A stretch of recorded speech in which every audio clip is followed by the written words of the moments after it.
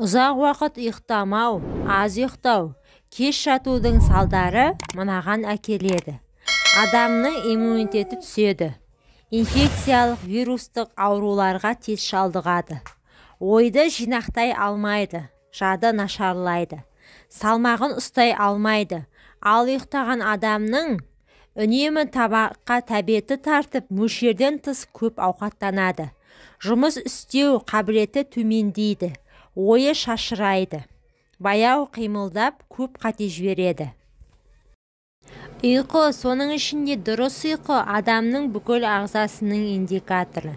Яғни сіздің ұйқыңыз неғұрлым сау, сапалы болған сайын сіз әрі сау, әрі әдемі, әрі жас боласыз. Дұрыс ұйқы болмаса, денсаулық, жас көріну, энергия туралы айту бос әңгіме.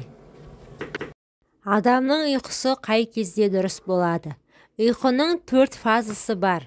Ұйқыға кету, жеңіл жартылай ұйқы, терең ұйқы, жартылай терең ұйқы, яғни оянуға дейін.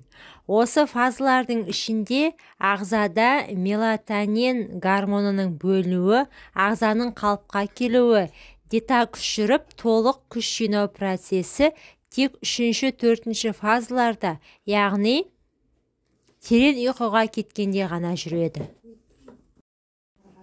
Ең алдымен ұйқыңыз дұрыс болмаса, өзге ем-дом дұрыс эффекті бермейді, біліп қойыңыз. Сапалы ұйқы үшін ұйықтайтын бөлме қоңыр салқын және тас қараңғы болуы керек. Түнде бір бөлменің шамын жағып қою, светильник, теледидар, басқа заттарды қосып қоюға болмайды. Үйде Wi-Fi тарататын модем болса, оны да өшіру керек. Ұялы телефонды зарядкаға қойып, жақын ұйықтауға болмайды.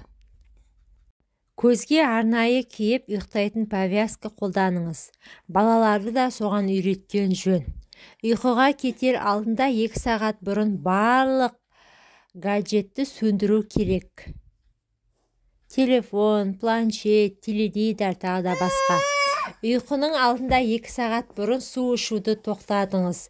3 сағат бұрын тамақ, перекусты тоқтатыңыз. Ұйқы тегін дәрі. Тәртіппен ұйықтап оянсаңыз, талай аурудың алдын аласыз.